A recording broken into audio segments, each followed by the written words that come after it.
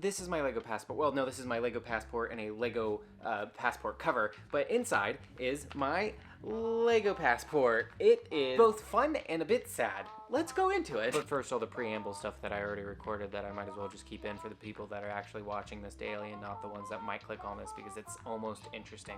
Almost. I think my whole strategy of making these things is really starting to backfire. The reason why I keep filming these videos, or at least parts of them, in this specific room, Claire's currently office, is because I usually, when we're not doing things, will stay up a little bit too late to get these done or to start these.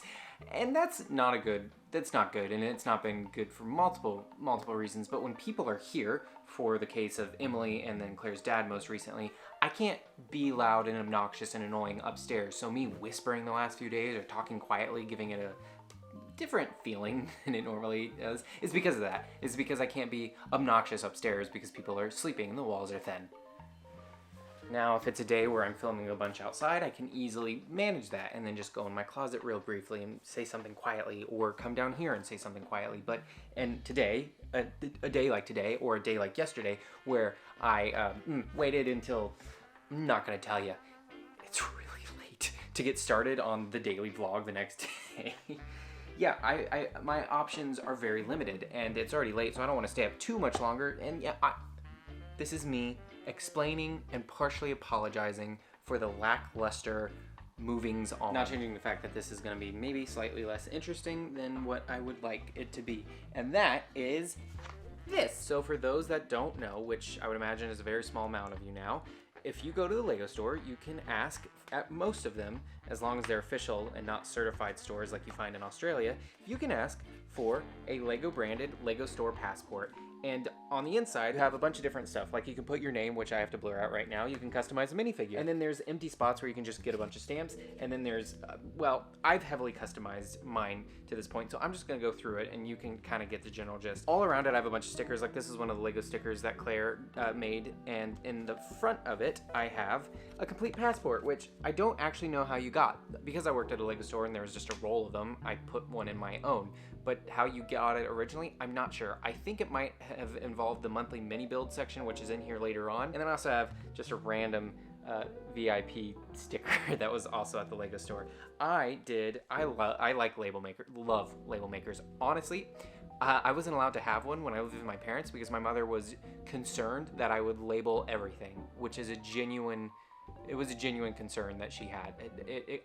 That could have very well happened. The first pages of here are just blank. Mine are full of, as you can tell, a lot of stamps. Every Lego store I've ever gone to, I've tried to get a stamp, and I've failed at a few of them. If you want to pause and just see all the stores that I've gone to, take a look. There are some interesting ones. Like at one point they stopped doing stamps and started moving towards stickers that they could pass out, which is fun. It's much more consistent. Trying to stamp those doesn't always work. The pad dries out, you don't get a solid press. You got some bad ones, and I have plenty of bad ones in here, but unfortunately with stickers, you don't always have one. When I went to the New York store, I don't have the stamp in here because they kept running out of the sticker, or they didn't have it at the grand opening when I was there. Or sometimes our store in San Francisco, we would just run out of the stickers and there was nothing we could do about it. Lego would just send it whenever Lego got around to sending it to the stores. So they are definitely much more consistent and look great. But do they not hold up? And then Jim, this was fun. So you might not know this, but there is an NPS survey. Acronym doesn't really matter. It's a survey that every Lego employee will ask you at checkout to fill out to see how you had, what kind of experience you had. And it doesn't seem that important, but for Lego stores, it is the only metric by which they ride or die. If it's good, it's very good, but anything under an 8 is a failure, and that's not good for the store or the employees that work there. I don't know if they still do it, but we had to write out our names if we got far enough along the process of asking and if we were given permission. But some stores had this brilliant idea of just getting stamps for their employees with their names. So thanks, Jim, for Indianapolis. Your stamp took up a lot of space, but it is much more interesting. I wish we could have done that at our store, especially since some people's handwriting isn't that good. On the next page, I have what seems to be a random collection of stamps. And it is. So for certain events at the Lego stores, they'll have stamps that go along with it. Other things on here don't need a little bit more explanation. For example, there are Legoland Discovery Centers. They're an offshoot of Legoland, but small locations inside mostly things like malls. So, for example, this one in Columbus didn't have a stamp, but it had a press for whatever event they had on the inside, and I just wrote or I had Claire write it because her handwriting is a lot better than mine, where we were. I've gone to a few Legoland since then, Discovery Centers since then, and they haven't had them at all of them, so I have made it work. Or like this big Lego stamp. That is from Lego Disney, or the Downtown Disney in California. If you go and they buy something, they'll stamp your receipt to pay for parking so you don't have to pay for it. It'll be comped.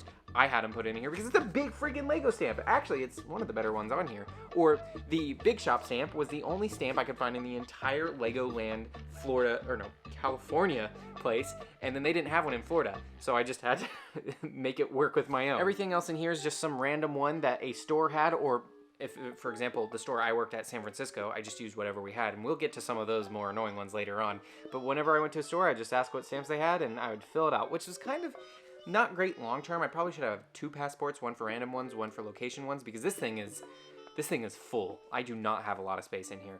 This is the section that I converted. It was supposed to be the monthly mini build, which Lego used to have a thing, sometimes still do, but pretty sure they don't, where if you went into a store, they'd have a free little build you can take and make. That was a bunch of wasted space, so I did third-party stores, and I would take either stickers, or if they had stamps in some cases, or business cards, cut them up and apply them, or sometimes just make my own, like HHH Depot from Cincinnati, or the Dayton Brick Shop. This is where I started to falter, because I didn't always do this, and since then I've probably gone to 24 different bricks and minifigs that I've just not put in here. Or I've gone to other Lego stores. I know I've gone to multiple Brick Manias, 2 or 3 at this point.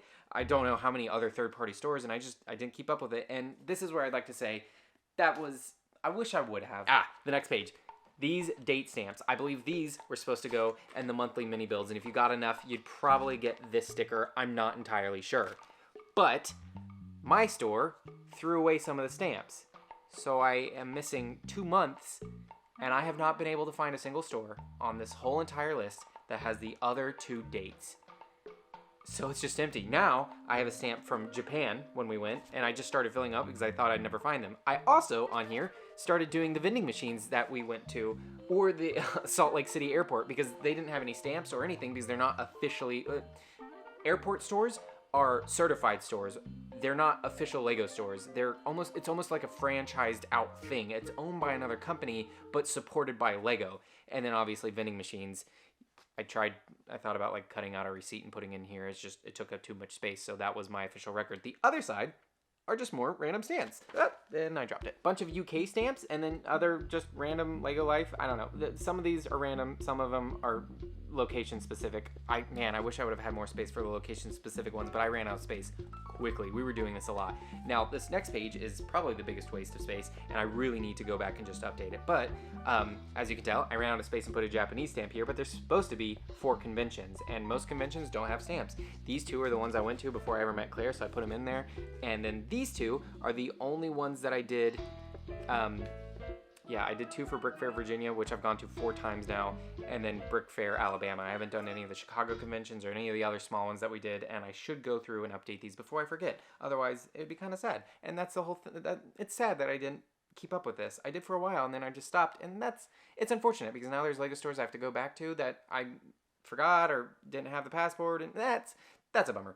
On the back, other than all the whatever random Lego store stickers that I put on there, I have more random stamps. Star Wars is cool. There's this cool skeleton that can barely be seen because, if you didn't notice, on the outside of all of these pages, there's these random not real stamps, and it kind of just blurs up and takes away a lot of the space. So like this pretty messy page where there's tons of them, it looks like there's even more because of these random stamps on the side of it that are useless. I don't know the story behind how you got most of these. Like obviously the Lego Movie 2 ones came out during Lego Movie 2. The VIP one is if you signed up for VIP, they could stamp it, but they didn't have information with this. I believe this is the PAB wall, like if you were to buy PAB, but we never used it. Or this is the monthly mini build, but we never used it. They didn't have it when I was there. This is exchanging, I think, and then this one's build a minifig, but no one ever asked to do anything with these, and no one could remember or didn't do it in the first place. It's a very underutilized program that Lego sadly did not promote enough, or people didn't care enough.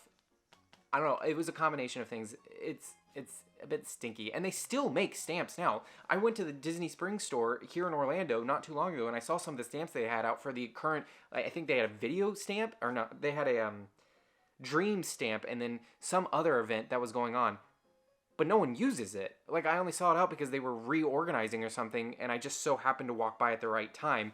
And yeah, it's unfortunate. It's weird how much they put towards this and how little they put towards it at the same time. They've consistently kept this program going for, this one was made in 2015. So they've been doing this at least since 2015, and no one would be any wiser. Not only that, but they have different variants. Like, this is the United States one. They also have a UK one. They have an EU one. There's one in China, I believe, but that one's really hard to tell. All those promos in China are impossible to keep up with. There's a Passport GWP that they did, or it might have been an actual set. I don't know. They have Passport cases, which this was definitely necessary for this because it is paper and ripping and falling apart because I've used it so much. They have so many passport-related items and objects around the world, and stamps galore, but no one talks about it. It definitely makes for the world's most random, goofiest passport ever.